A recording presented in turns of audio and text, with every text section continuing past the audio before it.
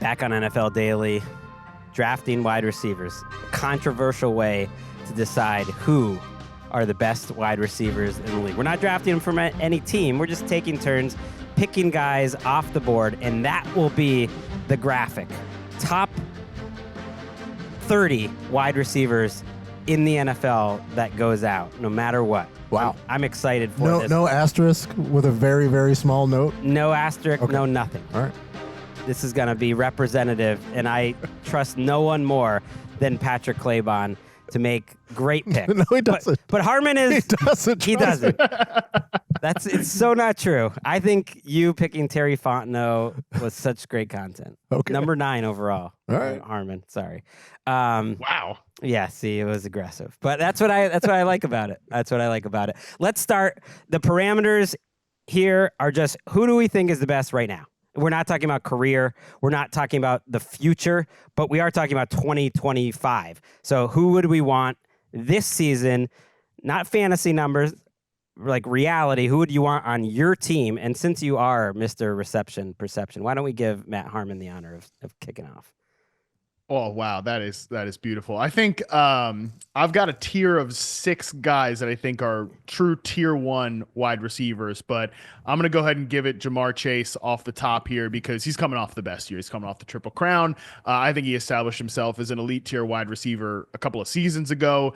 Nobody is better at mixing all aspects of the wide receiver position together into like a truly formed, like not only is he a plus route runner, and he's been a plus route runner since his collegiate days, he's also just a big play machine. Like, I don't know that there's anybody right now that I would trust to go from 0 to 60, like, and house a pass than Ja'Marr Chase. So I'll take him top of the board here. See, it just shows the kind of trust and belief I have in you guys, because that is different than who I would take at number 1. But obviously, a reasonable pick. We'll see where Patrick goes here, number 2. Yeah, I'm interested in your number 1 pick because my number 1 pick was just taken by Matt Harmon. I will take Justin Jefferson, his college teammate of Ja'Marr Chase, at number 2, simply because he's like, in terms of execution in the game, and I recognize there are some moments where you compare the quarterback situations. I think they're drastically different.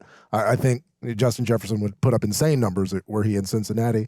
But I also feel that he has this ability of route running at the catch point, as well as explosiveness, where you're not getting that anywhere else. So I'll take Justin Jefferson. Yeah, that would have been my pick, and I think you're splitting hairs between the two. So I don't want to go negative talking about Ja'Marr Chase. To me, just Justin Jefferson, it's year after year. You're right. The fact that he's done it with different quarterbacks matters to me. And to me, he's kind of the best at everything. Like, he's put up a Hall of Fame career already. He does not need to do that much more. Like, he's been first or second team All-Pro every year that he wasn't hurt, and like voted for MVP, got some votes, offensive rookie of the year, all that stuff. And just when I watch him, and it's splitting hairs. I just can't imagine a scenario where Justin Jefferson isn't doing almost every asset and part of being a receiver at the highest of high levels, and he's done it like each and every year, no matter what's happening. So that's my small split of the difference between those two. But it's hard to really argue. Like, what would you see as any differences between those two, and what makes JJ like on the reception perception data like stand out the most? Oh, yeah. I mean, from a success rate versus man, zone, and press coverage standpoint, he's been an elite performer since he hit the NFL field. And I think if you're talking about differences between the two of them, I do think Chase is a guy that can, like I said, go from 0 to 60, like house a screen pass, probably more so, like more reliably than Justin Jefferson would. But I think Jefferson, what makes him so quarterback friendly and why he just produces no matter who's out there. And I think Chase would produce fine with any of these other guys, but like the way that Jefferson is able to throttle down and then explode out of breaks just creates such like low margin for error for a quarterback, regardless of how accurate or not anticipatory that player is. He just presents them with these wide open windows. And even if they aren't the most accurate pass, he tracks the ball and wins in contested situations almost better than any other receiver out there. Yeah, they're both so savvy. Jefferson just seems so smart. 4 years already over 1,400 yards, including that crazy 1,800 yards. I mean, that's the same as like Randy Moss in his entire career. That's how great Jefferson's been, and Chase is pretty close to that too. So hard to argue with those two, 1 and 2. I took number 3 because I did have someone I really wanted to get up high. All right. Maybe Gregg's getting controversial. No, I don't think AJ Brown at 3 is too controversial. I just wanted to give him the respect that he deserves, and you never know what could happen. I wanted to make sure he was right there because I just feel like the AJ Brown slant is the most unstoppable play in football. His go route is like not that far behind, and I just feel like he's like gotten more subtle. I love a physical receiver, I guess. I mean, who doesn't? But I love a physical receiver with like as much subtlety as him. So I really think watching him on a per game basis last year, I know he wasn't healthy, like totally for the playoff run, that he had taken his game maybe even to like another level where he is really knocking on the door of of Chase as like the very best in the league. Yeah, he was in the conversation for me. I mean, we're in my exact order at this point, so it's not off the board or controversial. I think AJ is such a big part of why the Eagles were able to do the things that like to be able to flip a switch and go from a run team to like, hey, we're gonna throw the ball, Spags, and here's AJ Brown, and there's really nothing you can do about it. And like I think about the 4th down conversion early against the Commanders in the playoffs, where it's AJ on a go. You give Jalen a 3-step, and he's gonna box the guy out and make a catch over the shoulder. Like he makes it look easy. I honestly think he has helped to raise the floor of these receiver contracts, as his contracts have been proof that like having a great receiver and giving him a quarterback-like contract can lift the entire rest of the offense, even if you don't have a top 5 quarterback. I have a feeling we have the same big 6 now that I look at my list as you, Harmon. Who do you have 4th? 4th? Or who's next? I shouldn't assume AJ Brown. AJ Brown. We're not snaking here. We're going back to No, we're going back to you. Not snaking. Oh, number 4. I kind of want to actually go off my board here because technically CeeDee Lamb would be next for me, but I think I'm going to just go with Nico Collins here to make a statement. Okay. Because I mean, look, it's not, I don't think it's controversial. It shouldn't be. Nico Collins is a top 5 wide receiver to me. But yeah, when this graphic goes out, I want my name attached to Nico Collins because I've been the biggest Nico Collins backer basically since he came into the league, even early in his 2021 in-season reception perception rookie report. I was like, this guy wins at an over 70% rate against man and press coverage, which like that means you're a bona fide like good starting X receiver, but it just didn't show up in the box score because he's playing with Davis Mills and all the chaos there in Houston. And then we've seen over the last 2 years, he's a bona fide elite number 1 tier wide receiver. And I think what makes him different than any of the other guys that I have in my first tier is that he just pretty much exclusively lines up at X receiver. Like all these other guys get to move around the formation. And I think that I'm actually interested to see if Nico Collins can do a little bit more of that with Nick Caley coming in as the offensive coordinator there. But he's been such a perfect fit on those like typical Shanahan X receiver concepts there that maybe you don't want to move him around because, again, he's a top 5 performer at the most difficult position to play within the wide receiver position. Bold pick. I had him in my top 6 too. I love me some Nico. I'm always surprised when you see that he's 225 pounds or whatever, just because he's so good and nifty after the catch. It's just a great yak. It's the number. The number helps. Is that it? Yeah. I feel like if you put Nico Collins in another number, he would look massive. I mean, but he does. He looks lanky. He looks tall and thinner. He's 6'4", but maybe it is the number. What a come up for Nico Collins, like cemented top 5 receiver. Who do you have 5th, Patrick? My board is looking great. It's looking like our board. I will take Rams wide receiver Puka Nacua at number 5. It was very dicey because I, like Harmon, was considering CD in this spot. But then I feel like Puka is still ascending, whereas CD might have. It feels like the explosiveness after the catch is coming back to reality where he was so excellent there, but Puka still got it. That game in SoFi against the Bills was one of the better performances I've seen from anybody in all of last season. And I know that if you're going volume and it's like, well, Stafford loaded up Megatron and he loaded up Cooper Kupp and he can load up Puka. Like, I'm not doing this on like a volume basis. I truly think explosiveness, like ability at the catch point, separation, all these things, he's got all of it. And I'm happy to have him at this point in year 3 on my wide receiver hypothetical team. Yeah, I had him 4th overall, right behind AJ, although splitting hairs here. Top, like, yards per route run in the last 25 years, only Steve Smith's best season and Tyreek Hill 2 years ago was better than Puka last year. So Puka doesn't have the counting stats, Harmon, a year ago, but it did feel, watching him, and you can tell me what you think, like that he did take a pretty big leap just as a player from his rookie season when he was among the greatest rookies, if not, the greatest. You got to put him behind Moss, but maybe number 2 or 3, like, of all time in the NFL. So do you think he improved a lot in year 2? 100%. Yeah. I think that Puka Nacua, I actually talked to him after the Super Bowl following his rookie season. Yeah. Thank you. Was also going to mention I stood next to Nico Collins at the Super Bowl this past year and can confirm, big guy. So I don't think we need a new number. That's just a big human being.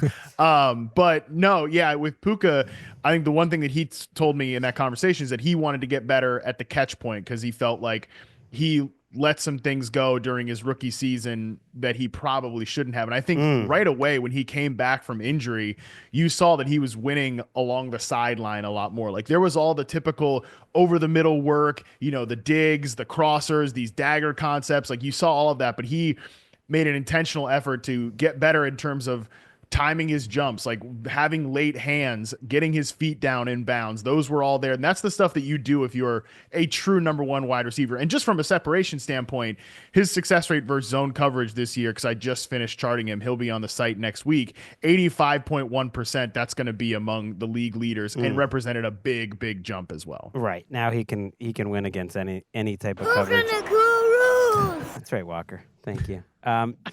Harmon, when we have wide receiver opinions, or back when you were here at the NFL and you guys were mixing it up with Patrick, or now, and people come at you with differing wide receiver opinions, do you look down on them? Are you like the Aaron Rodgers to our Mason Rudolph in the room? Because you've ultimately done more work, No, everybody is entitled to their own opinion. You just don't respect it like as much. I mean, just maybe you saw something different than I did over the hours and hours I poured into this. Yeah, I feel bad. I feel bad for CD that he falls to the bottom, I guess, of this big 6. But I was with you. I thought that was like the 6 that needed to be at the top. He's another one I'm surprised by, like his listing of weight. Like, is he really only 200 pounds? Because he just seems so much more physical. Like, he seems bigger than his listed weight. And you mentioned maybe the yak wasn't as great a year ago. Who knows if that was, I'm not going to say motivation, but just the general Cowboys-ness of it all that was like affecting everyone last season. I have no doubt, certainly. I think he's going to be helped out by George Pickens being there. He's obviously so versatile. Almost as versatile as anyone on this list, along with JJ and Jamar Chase, and that's why I think he's part of the big 6. The Cowboys always have one of them dudes. I don't know. There's nowhere to argue there. I'm more curious who's going to be next. The yards after catch stuff too, like when this offense is like, we've seen this in Dallas, when they don't have like a lid lifter to go along with him, even like a Michael Gallup lid lifter, the whole thing just gets very, very, very condensed. So I think that the George Pickens acquisition is huge for that. And yeah, I mean, I wish I could have taken CeeDee Lamb higher than this, because I have such a big respect for him as a player, and people think he's like just this slot merchant. He actually led the league last year with 5.3 yards per route run against man coverage when lined up outside. Like, he could just run out there and play X receiver every single snap, but he's weaponized by being a slot receiver. So he doesn't play there because he has to. He plays there because he makes the entire offense better when he lines up inside. I don't want to make you feel awkward or anything, Harmon, but I just am impressed how you rip these stats off the dome, especially when you knew the Falcons like pass rate on some Matt Ryan, Arthur Smith season. It's impressive. Just giving you respect. All right, this is where we get past the first 6. And I feel like there's a next group of, who knows, 6, 7 guys. It could be anyone from that group. Who do you have up next, Matt? I'll go with Amon-Ra St. Brown here next, who I think is just firmly at the top of the second tier in the NFL. He is so good within the context of the Lions offense, but I don't think that takes away anything from who he is as a player. He's somebody that's gotten better each and every season in the NFL. Like when he first hit the field, he was actually, interestingly, before when Anthony Lynn was the offensive coordinator in his rookie year, he was actually used more on these kind of like deeper patterns, not necessarily, and a little bit more outside. They didn't quite know what to do with him. And then after a lot of injuries, and then Lynn was pushed out, Dan Campbell took over the play calling duties. Ben Johnson was given more power in that building. That's when they put him in this big slot receiver role, and he's just continued to thrive every year. And each year he gets better and better against press man coverage and like isolated routes. So I don't really think he's another guy that, he plays in the slot. He's more slot first than CeeDee Lamb is, if that makes sense, even if Lamb leads the NFL in slot yards over the last 2 years. But I do think that he's probably the best pure slot receiver in the NFL right now is St. Brown. Yeah, the numbers are inarguable. I think you're right. Maybe this is my bias. I had him just like, I feel like he gets a little underrated, but when you're comparing him to guys that you would want as like your number one guy who can do everything, and he's not necessarily that guy. And I am that person, maybe underrating him and just have him like a few spots lower. But either way, he's in that next group for sure. You're up with number 8, Patrick. Okay, I will get perhaps controversial. I'll take Tyreek Hill here at number 8. I understand that there's been a fall off, and maybe we're at 92% of Tyreek Hill. 92% of Tyreek Hill is still very, very good. I feel like most of the fall off was related to the Miami Dolphins, like as an institution. This recent addition of him, and perhaps that was probably a part of the reason that he was trying to extract himself from that situation at the time to go get in the different one. But I still think like the speed numbers, if you go off, you were missing some of the explosive plays from the offense in general. Like Jalen Waddle's explosive numbers fell off last year as well. I know he was dealing with an injury, but I do think Tyreek Hill's still explosive, still very scary. And I like him here at 8. 5 first-team All-Pros, by the way, another guy who has a pretty airtight Hall of Fame case. I had him much lower. I had him outside my top 15, strictly just based on age and history, that if you go from a career season and then it's like halved the following year and you start to have injury problems, the history of guys at 31 then bouncing back to being close to what they were is not great. Now, he is a guy, Harmon, I don't need to tell you, like, who has kind of broken like every rule there is. Like, you just would never have expected this guy at his size to be as strong as he is and have the career that he is. So if someone's going to break that rule or that trend line of a guy improving that much at 31, he would be the guy to do it. Yeah, my buddy Scott Pianowski at Yahoo says that once the cheese goes bad, it usually doesn't get unbad. And I do think we've begun the decline phase of Tyreek Hill. And I just wonder with, everything that's always happening off the field with him, like if we're going to get another one of those peak seasons. So yeah, I'm with you, Greg, that I didn't quite have him like that low, but I had him lower than here. I also have watched him talk this offseason, and I do fall for this stuff, especially the fact that he said he didn't prepare for last season as hard as he should have. I am kind of falling for that. It's a contract year for him, and that he is going to do everything possible that he can to make this season great. And I know Patrick does not approve that kind of analysis. You're just in my head.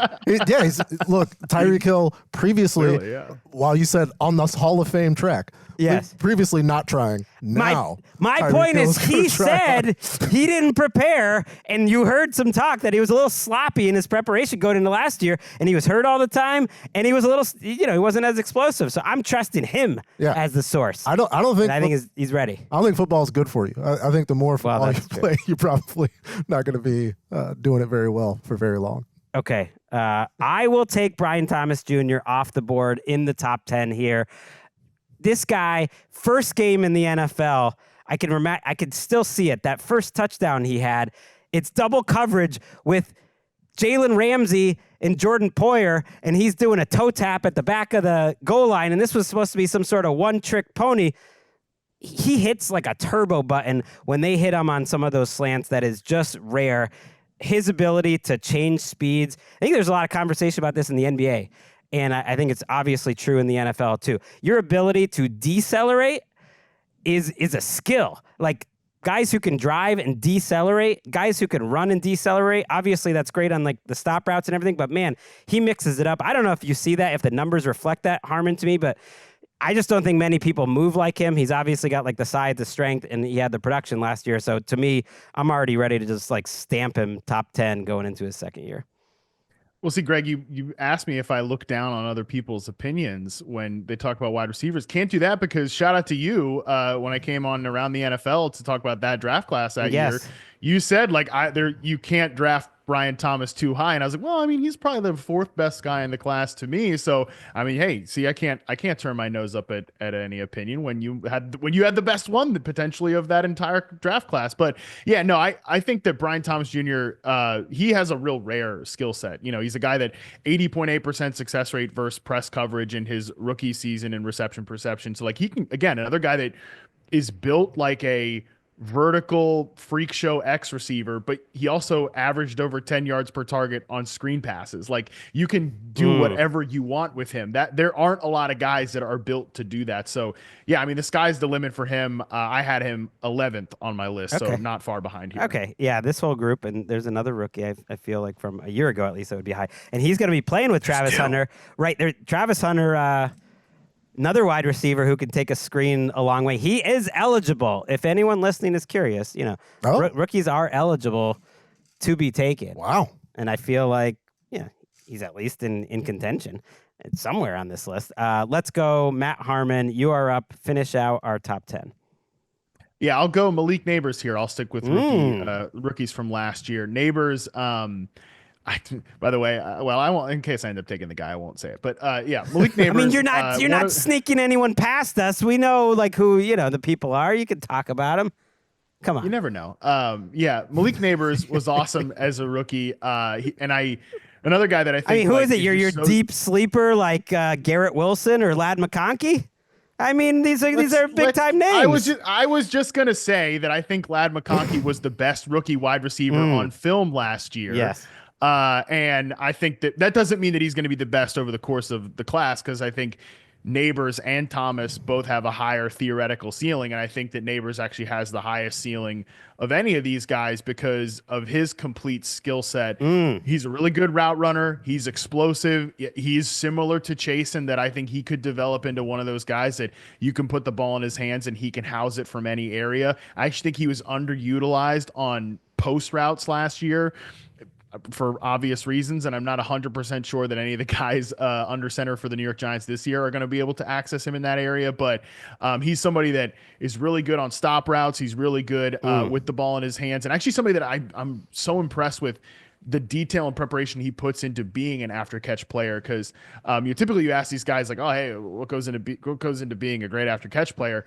With Neighbors, he like will actually walk you through the details of how you watch certain defenders and how to set them up and things like that. So yeah, very impressed with him. I think he's another guy that is already worth a top 10 in this discussion.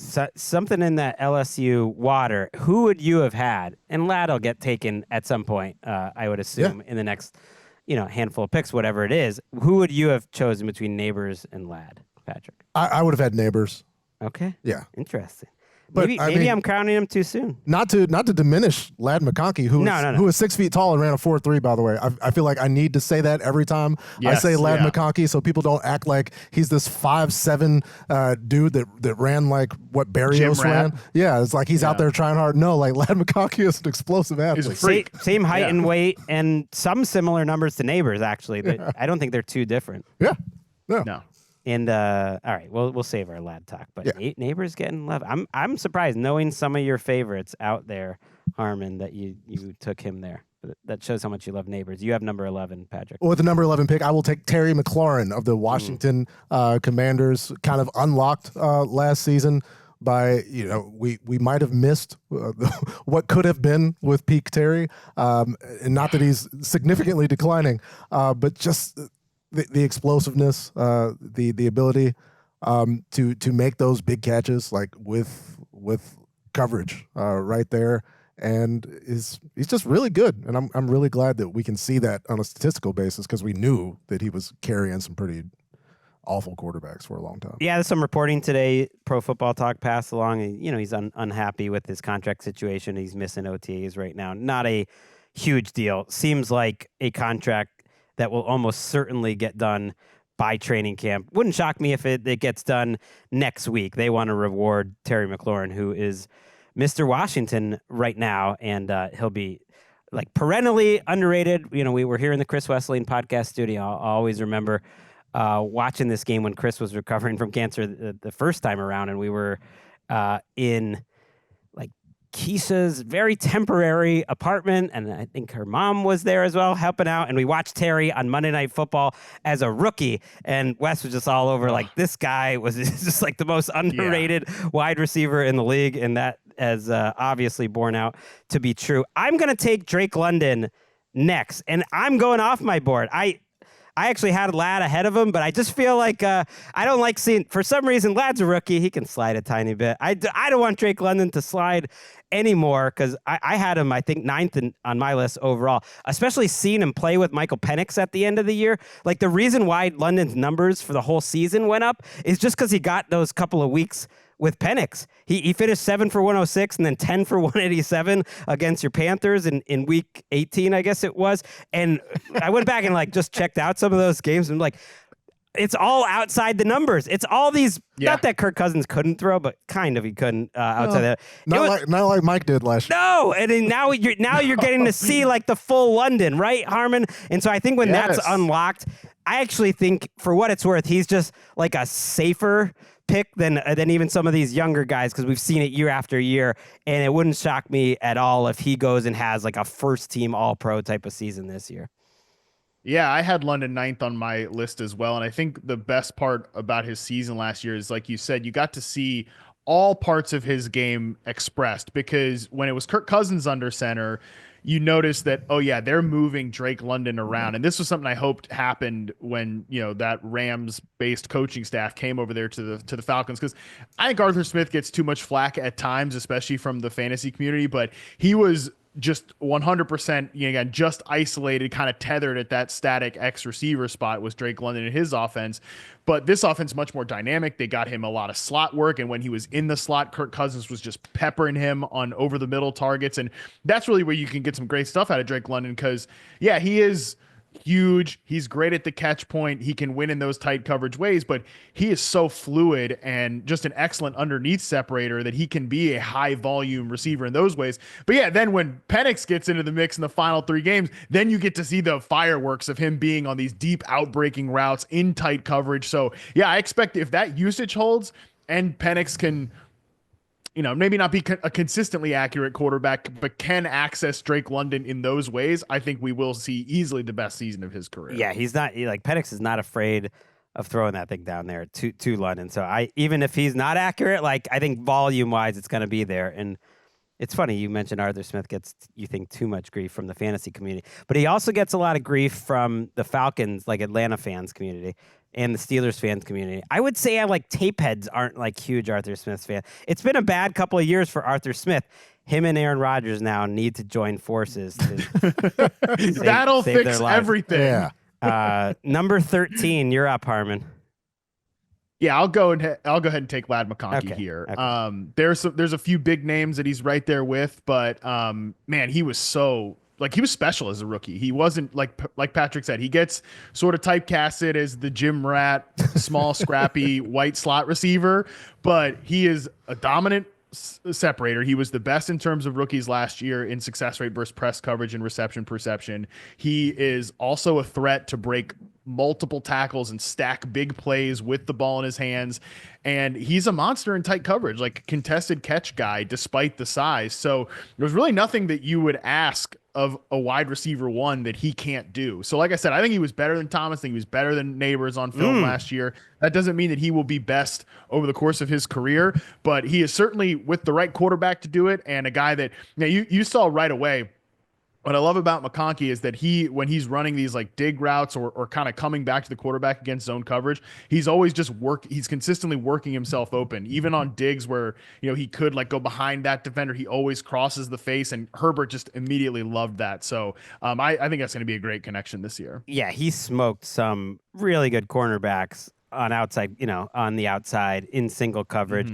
The only slight concern is at the end of these games, he was always like, no one played better limping off the field than Ladd McConkey. He almost struggled to get through the 60 minutes, and then he would get back to the next game, and it would be fine. And I did see a story this week. His receivers coach, Sanjay Lal, is showing him Tyler Lockett and Julian Edelman tapes about how to not only avoid hits a little bit, because Lockett, you don't want to be doing the Lockett slide thing, but also diving forward. Like Edelman had a good way of not taking big hits while also making plays and getting those extra couple of yards. Yeah, he's going to have to learn to carry the load of the offense because he was used to being at Georgia. He's the explosive guy at Georgia. You come in and score, and like his first career touchdown, the money Ladd call, like he shakes 3 people down at the goal line and then dives, and he's always thinking end zone.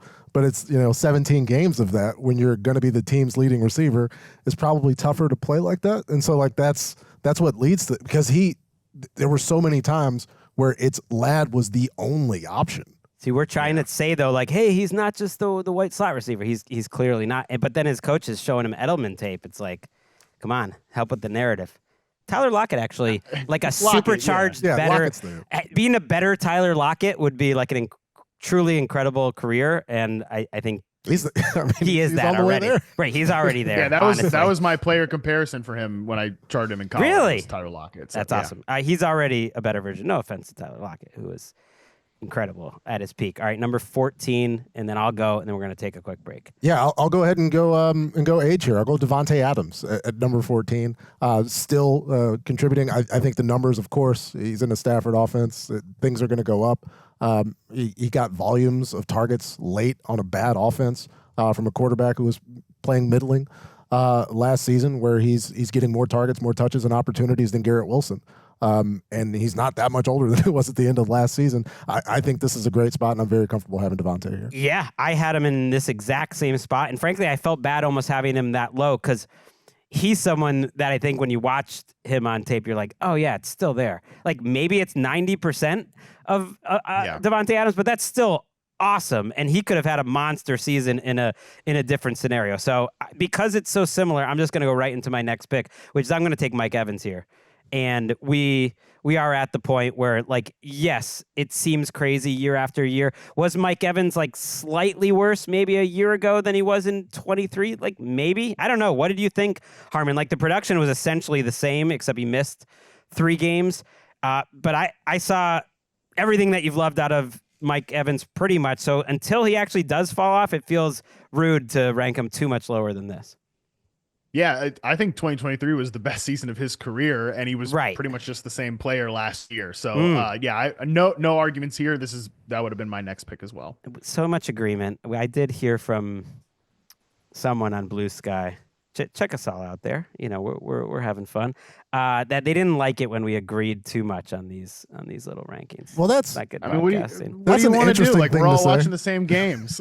Would you like us to lie and be disingenuous? Well, they just want some pop, some disagreement, and I think you guys are doing a great job. Except that Tyreek was a little bit of a reach. All right, let's take a quick break. We'll be right back.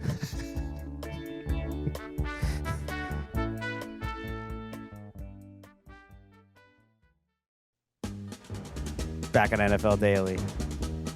The problem with Blue Sky, though, was my fear of what I thought might happen when it first started, which is now I'm just posting to 2 annoying Twitters. Annoying in different ways. Blue Sky I find much less annoying, but that was the worst case scenario, and I'm doing it because I'm not a principled or disciplined man and just haven't given up Twitter cold turkey because I'm looking at it for information. If you're looking at me like I'm principled or disciplined for not tweeting, Elon limited my spread, my reach. I was getting no engagement. And so all of the dopamine hits that I've been getting 12 years, they went away. So there's no point in me going back. Need those hits. That's why we do this. That's why we got into this game, Harmon. You're at 16 overall. We're making pretty good pace. I think if we keep this pace, maybe pick it. I think we can go to 30, and then we'll send you on your way. Let's go number 16, Matt Harmon. Yeah, I love it. Next two guys on my list are two I'd love to kind of sort of buy low on, but I will go with Garrett Wilson here at this spot. Really good player that I think last year, a lot of unfortunate circumstances for him. Like we already talked about the quarterback play, of course. Also, this whole discussion about, oh man, he's just never where he's supposed to be as a route runner. I mean, give me a break. I don't know how like detailed we want this guy to be, but he's a separator. He's almost always open, and he can make plays in contested situations. Maybe needs to be a little bit more consistent there to truly get into that first tier of NFL receivers. But he's somebody that if by the end of the year, him and Justin Fields have a great connection, I think he's about to just get like a 30 to 33% target share in this very run heavy offense. I think he could be kind of climbing the ranks by the end of the year. I feel like an idiot. This has happened in literally every one of these where I'm like, oh wait, I forgot Garrett Wilson. He was much higher on my list, and I somehow just like overlooked him. I had him 10th. Like 3 straight years. I just think the situation's been so bad. I'm with you. Like to come into the league as a stamped 1,000-yard receiver, do it every single year in different offensive coordinators. Like you're absolutely right. No offense to Mike Evans, but actually I would have taken him over Evans if I could do it again. But I'm glad you took him.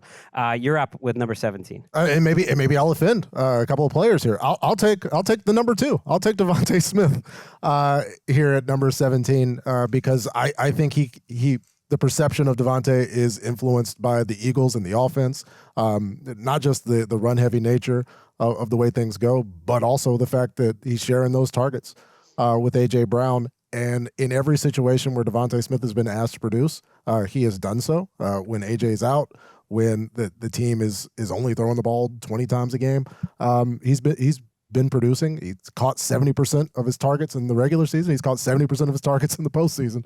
I'll take Devontae here. He's just so. I almost feel bad. I'm going to take DK Metcalf next, but I just wanted to talk about them together because like Devontae Smith is.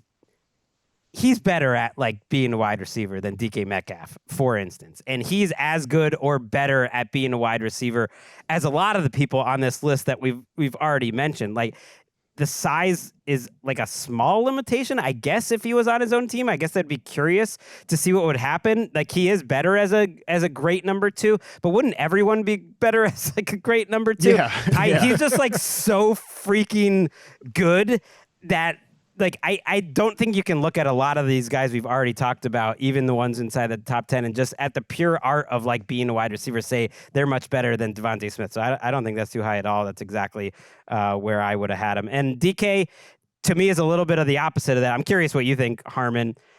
He hasn't totally improved like to be a complete wide receiver maybe as he's gone along. Like I mentioned, like an A.J. Brown has, like I think some other players have. And yet he is great at what he does and has improved to some degree and has expanded his route tree. Where do you think like he is at this point in his career?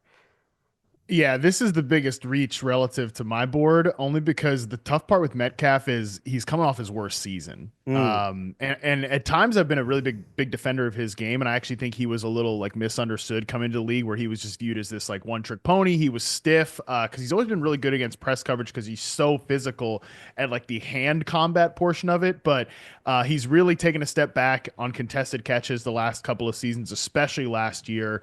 And to me, there was just something missing from his game last year. His like success rate versus zone coverage plummeted last year. Some of that was I don't think it was a very well-designed offense. I am certainly willing to chalk that up to it. But, I mean, he got outplayed by another receiver on his own team last year, like pretty convincingly. So I would not have taken him here.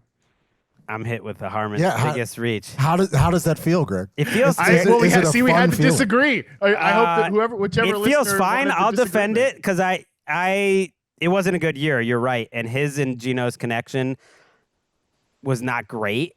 I got the sense that they did not see things the same way very often. Gino thought he would do one thing and he wouldn't do the other, and you don't want that as a receiver. Ultimately, that's a little bit of a knock on DK. Well, let's talk about how it's about to be now. Fair. I'll stand by it because this is exactly where I had him. I don't feel bad at all. We can all have different opinions. What kills me is that I messed up and forgot about JSN. So that is completely on me, and I hope that he gets taken next by Matt Harmon. He's not going to be in. I'm going to look like an idiot because I just said, DK is not coming off his best year, so I'm not gonna take him here. I'm going to slam Gregg for taking him. I'm actually going to take Brandon Ayuk here, who is certainly not coming off his best year, but like this guy was one of the best receivers in football in 2023. Like he was incredible. Any efficiency metric would tell you that. The eye test would tell you that. He's developed into a truly elite route runner and separator, great blocker. Like he is a number one wide receiver. At least he was in that 2023 season. Obviously things went awry last year amid the whole contract.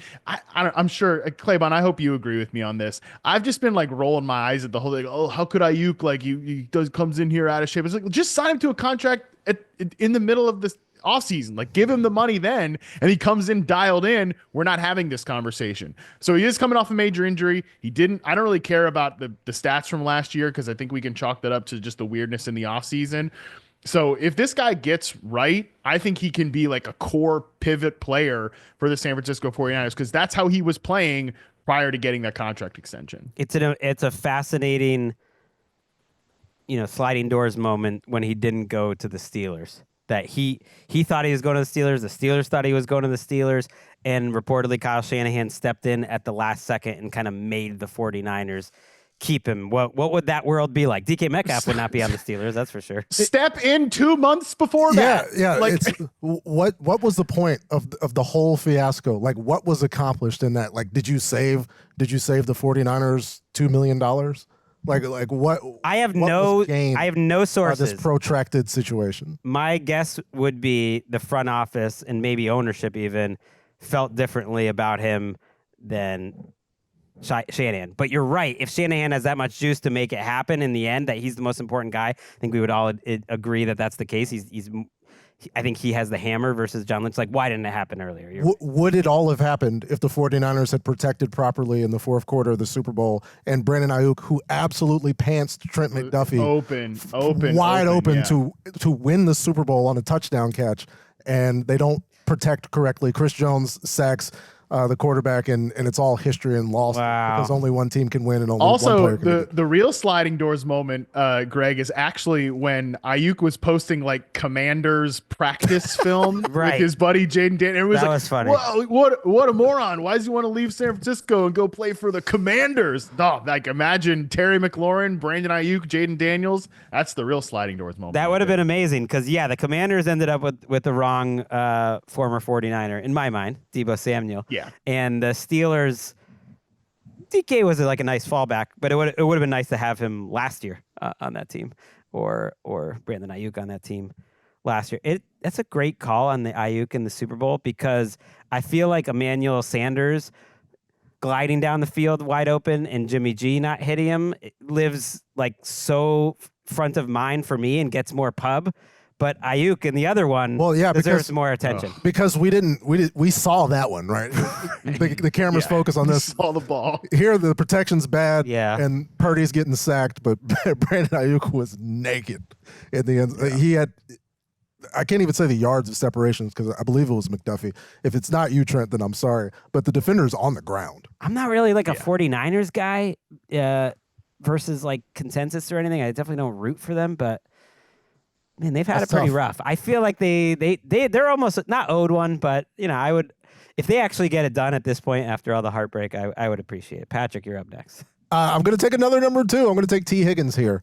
At this point, I think back to those chaseless, also Burrow-less eras a couple of years ago, where it was essentially the offense was T. Higgins. He had the game-winning touchdown, extending his arm from what felt like the 5-yard line to the pylon. And he plays with a receiver who's going to get a lot of a volume and a lot of attention, which he should. Mm-hmm. But I feel comfortable taking T. Higgins here. No, that's absolutely where I think he should go as well. Yeah. I think if he had landed on a different team, he would have had an extremely successful career. He's always been more than a 2, which is why he got the money that he had. And I think Jackson Smith-Njigba was more than a 2 last year. He was ultimately the best Seahawks receiver. So I'm doing a first in any of these drafts. I'm going to make a trade actually for the first time ever in these drafts. I'm trading to the guy who took DK 18th overall and forgot JSN was still on the board. I'm at 21, and I'm going to take Jackson Smith-Njigba because ultimately I think he's a more versatile player who's ascending and showed last year that I think he's even better than I expected he could be at the NFL level, that he can be like a true one. Like, I'm not going to say that he's a Nico Collins. Like, he's obviously not that big and physical, but I just think in the different ways that he can win on different parts of the field, everything about him is awesome to me. I'm actually surprised, Harmon, you didn't take JSN higher, only because I feel like he is a little bit of a, like both a tape head darling and an analytics darling, but maybe not. You tell me wrong. No, I mean, really good receiver. There's just a lot of really good receivers in the league. That's fair. That's fair. Yeah. But yeah, no, I agree with you about JSN. Like, he's somebody that has been pigeonholed as a slot only player, but he was over 75% success rate versus man last season and as a collegiate prospect in reception perception. And like, even if you don't buy what I'm selling with success rate versus man coverage, he put it in the box score last year too. He led all receivers from week 10 on in yards per route run against man coverage. So I really don't have any hesitation with him playing more outside, with Cooper Kupp likely being more of the slot heavy player in Seattle this year. And honestly, I think I got great value in this trade. It's just a straight up trade. I'm trading him from 21 to 18. DK is moving back. We will put an asterisk on the rankings now. How does he get away with it? Let's go to 22, Matt Harmon. Yeah, I will take here the guy who from weeks 1 to 7 was producing like the best receiver in football. I'll take Chris Godwin here. I'm taking 2 injured guys with my last 2 picks. I don't totally know how I feel about that, but look, Godwin is just such a badass. He's so useful in all phases of playing wide receiver, but he's probably one of, if not the best blocking receivers in the league. And he just adds a whole nother dimension because of that. He's like, he might be one of the best power slot receivers in the league. Again, he's up there with like the St. Browns and those guys. So honestly, if he had finished out last season at the pace that he was producing, he would have gone a lot earlier than this.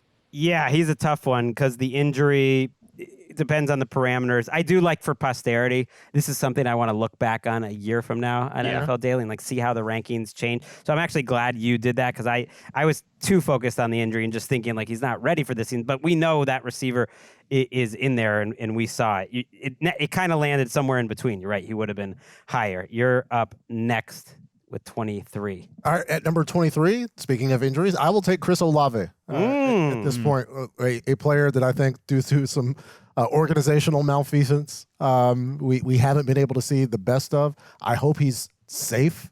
I feel like the way that he came back last year kind of put him at risk. I don't want to see that, but when he's out there, I still think he's one of the better receivers in the game, so I'll take Chris Olave. I don't know, Matt, if you have a stat for like percentage success rate on the the comeback or the 10-yard, like the stop routes of like when the ball is anywhere near Chris Olave on that route, I believe it's 100% success rate. I've never seen that play not work with like a halfway decent thrower quarterback, like timing wise. I've never seen it not work. Yeah, and frankly, I think that his connection with Derek Carr has been like abysmal. Just for whatever reason, they had never seen the game the same way. Like there's probably a larger conversation to have there, but they just have never quite been on the same page. So even it, like, we'll see if Tyler Shuck can be as good as Derek Carr, which is a tough thing to say, but it is probably the right thing to say in this situation. But even if he might not be, quote, that good or that productive or whatever, I think he could have a better connection with Chris Olave. So I love Patrick taking him here. He was my next guy as well. I think he was really underrated at this point. I had a question mark on him just because of the health, but I like that because I've always been a huge fan. Going into last year, I believe we had to have these strong takes, stand on a tiny table show, and I believe one of mine was Chris Olave would get Offensive Player of the Year votes. So that did not work out for me or for Derek Carr. I am going. This is tough. I'm choosing between like favorite babies. I think Jalen Waddle's just earned a spot this high. We're now getting to like a part of the draft. I feel like it's a lot of similar-ish guys, like 2+, guys who have shown that they can win really regularly. Like the speed, you can't teach that. It's special, and maybe isn't coming off his very best season, and so that's why like he's a little lower than that. But like What do you think? What do you think a Jalen Waddle career should be like, Patrick Claybon, like the rest of it? I think the Jalen Waddle career, like the progression of it, where we saw the way things started. Again, he was coming off that injury that occurred in his final season in Alabama. It dealt with ankle problems early, and it's all these very close to the line of scrimmage targets. He got loaded up by targets early on, and it's like, oh well, it's Jalen Waddle around the line of scrimmage. But that year 2 was where we saw how explosive he could be, and then last year, again, the whole offense took a comeback. Like everybody's speed numbers fell down. Like Raheem Mostert, except Jonnu Smith. Yeah, right. Jonnu Smith comes in and best plays for the Miami Dolphins last year were the Jonnu Smith plays. The Jonnu Smith trade talks are back on. Literally. One of the funniest news stories in the middle of Arthur June Smith is Jonnu Smith's agent arguing with himself, or should I say, or whoever the source is. I shouldn't assume it's the agent. Adam Schefter's source arguing with himself over 4 different posts of he's on the block, he's not on the block, he's on the block, he's not on the block. But yes, Jalen Waddle. Yeah, and I think the explosiveness is still there. The separation ability. He's one of the better players in the league with the ball in his hands in the secondary, and that explosion, I think, would have had him higher up on this list if not the Dolphins just kind of cratering in the middle of the year last year. Right. 3,000-yard seasons to start his career, 1,300 yards his second season, 18.1 yards per catch, which led the NFL in that great season for the Dolphins. So whenever it's a young player that's already established that level of production, I always assume that they absolutely can do it and will do it again if they're in the right situation. We have 6 picks left. We're gonna do a speed round because 30 is a nice number. And just to put the cards on the table, Eric said if we can get to 30, that graphic's going to look better, that it looks perfect at 30. So we're going to do 6 picks quickly. Harmon, you're up first. A lot of interesting options here. I typically want to be conservative with rookies, but I'm not going to be here. I'm going to take Travis Hunter at this pick. Just loved him as a prospect. He will probably be the second fiddle on his team because Brian Thomas Jr. is really, really good, but that could be one of those duos in a couple years where we're like, oh, these guys are both top 10 receivers in the NFL. So I think Travis Hunter is going to be that type of guy in the NFL, and I think that he will primarily be a wide receiver for the Jacksonville Jaguars. By all their actions, all their statements have sort of indicated it that way. So I just think he's a special player. I feel like an idiot because all I did was stick to my board. You know how the GMs always brag, oh, we stuck to our board. Well, maybe sometimes sticking to your board, you're being a dumbass. Like, why did I definitely would want Travis Hunter more. It's just more exciting. More higher seal, no offense to Jalen Waddle. It's just a couple spots that I had him too, but now I'm almost mad that Matt got him in this fictional exercise. Patrick, you're up. The training camp interception video was too tantalizing. I didn't have Travis Hunter on my list because it's just like, wow, this guy's incredible on defense. But I had him 22. So this was a steal. I will be a dumbass and stick with my board and take Cortland Sutton here. I think Cortland Sutton physically could have been higher up on this list. But there's some issues with his game, but not enough to not take him here. Yeah, love that. I had him right around there. Like, maybe he's not the most complete receiver in the league, but what he does well, it's just outrageous. I thought that Jordan Addison has been underrated since the minute he entered the league. He is only turning 23 next year. He is my pick here. He's racked up 19 touchdowns, so the yardage production hasn't been there as much, but just watching him, obviously immature off the field in terms of the speeding arrests, very dangerous, all this stuff. He's coming into an important year for him. But man, as a route runner, as a number 2, I love me some Jordan Addison. Feel great about him here. Last pick for you, Harmon, is number 28. I'll go Zay Flowers here, who was perfectly 28 on my board. So I think that makes sense. There was one guy I maybe wanted to consider ahead of him, rookie from last year, a couple rookies from last year. Okay, just throw him out there. Just give some love. It's extra pop. Yeah, maybe Marvin we'll Harrison Jr. I think can still get in this discussion, and Rome Odunze by the end of the year I think will be a lot higher than this. Yeah, I'm really, really, really excited about Rome based on what you saw in isolation last year and what he's going to be probably as the X receiver in this Ben Johnson offense. But I feel like it's a little disrespectful to not have Zay Flowers taken, even if he is the second best wide receiver on his team. That's fine. It's so funny. I have Harrison one spot below Flowers. And yeah, breaking news. Shout out to Shad. Rashad Bateman got another contract. Let's go. What two people have supported Rashad Bateman more than Patrick and Matt? Enjoy it. That's right. Yeah. It took us a while, but we got there. Shout out to Shad. We got there. He got his money. Thank God, because it was not going in a good spot.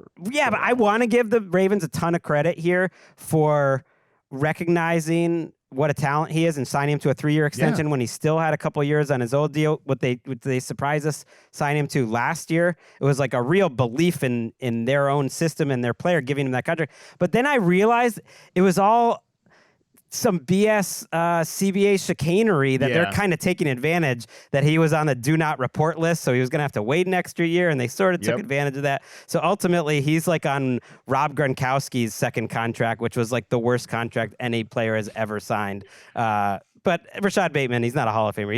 He can still make plenty of money. That being said, like it was still all last year during training camp and the offseason as they were like, no, this is the year, like Bateman, all this stuff, and every knucklehead who doesn't watch the games, like, oh, well, just talking up their first round bust. It's like, no, the Ravens have watched. They've certainly not read reception perception, but they've watched the games and saw what reception perception said.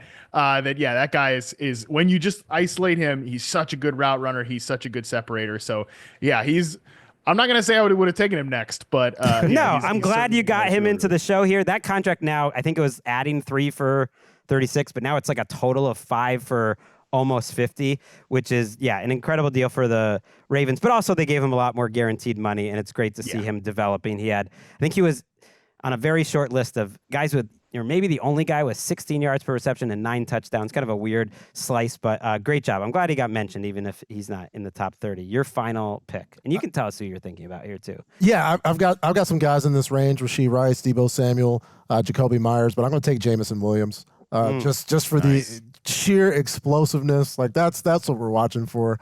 Guys that can run away from people, get in the paint, and I'll take JMO. Man.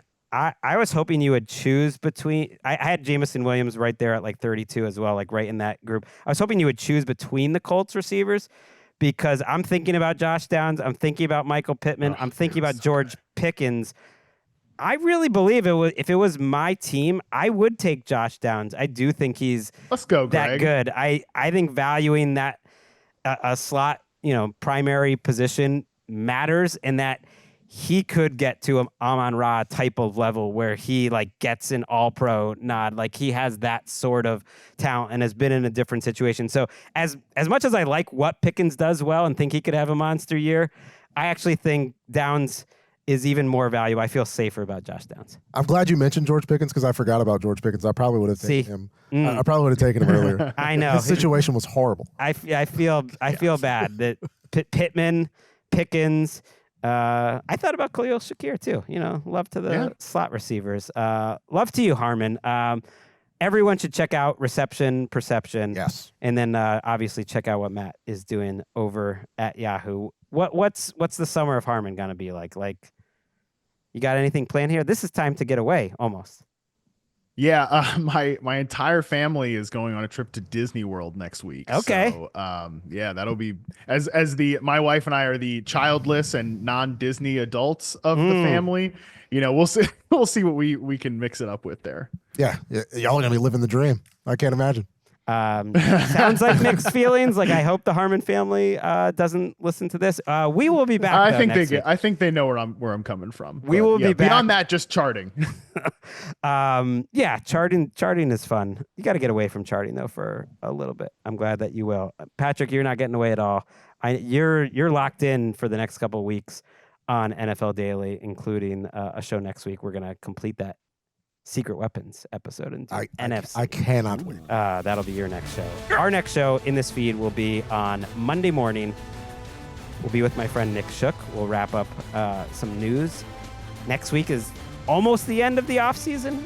It's mini camps all over the league. And when we're finally giving Josh Downs the love that only Drake May has given him before. Football's back.